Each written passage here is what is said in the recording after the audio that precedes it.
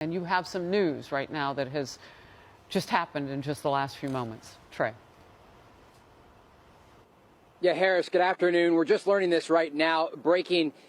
The IDF tells Fox News that Israeli forces entered the Gaza Strip today, both infantry forces and tanks, to conduct localized raids. This was not the full-scale invasion that everyone is still anticipating, but it was an effort, according to the Israeli military, to eliminate militants along the border and also to gather information on those held hostage inside the Gaza Strip. But again, at this hour, Fox News can report the Israeli military entered Gaza today with infantry troops and tanks to conduct localized raids, and it appears those raids were successful. We don't have any other information on whether or not they were able to get information or possibly even pull anyone out of Gaza.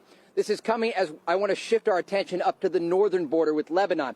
I also have some more information from what we talked about in the 11 o'clock hour, discussing what happened with what we now know is the Lebanese militant group Hezbollah. Hezbollah is taking responsibility. Just a few moments ago, releasing a statement saying that they targeted Israeli military posts along the border with small arms fire, and that we know the Israelis responded with artillery strikes in southern Lebanon.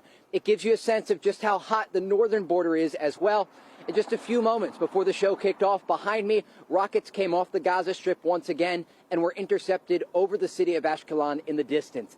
An active northern and southern front, and the Israelis at this hour do prepare once again for those orders to enter the Gaza Strip. Harris? All right, so I'm really curious about these raids. Do they coordinate with the actual military targets that they said that they wanted to go after? And I know we're also looking for your video, Trey Yingst, right now, of you actually finding one of those terrorists who had either been waiting to kill more people close to the border or hiding. And so we want to show our viewers that as soon as we get it. But that's part of what you're talking about. You go in, you try and raid certain areas to try to root out those people close to the border before you invade. But I'm curious, they're also hitting military targets, too. So are they able to go after those high-profile people who are trying to hide in the tunnels? The tunnels are going to be difficult, but we do know the Israelis, since the airstrike started, and again, more than 6,000 bombs have been dropped on Gaza, according to the Israeli military. We do know they've destroyed a number of Hamas command centers, specifically in Gaza City. They've also targeted some top high-profile people, including the brother of Mohammed Deif, the man who is allegedly responsible for planning this entire operation and slaughter of civilians in southern Israel. And they killed a naval commander in Gaza. And we got some questions about whether or not Hamas has a navy.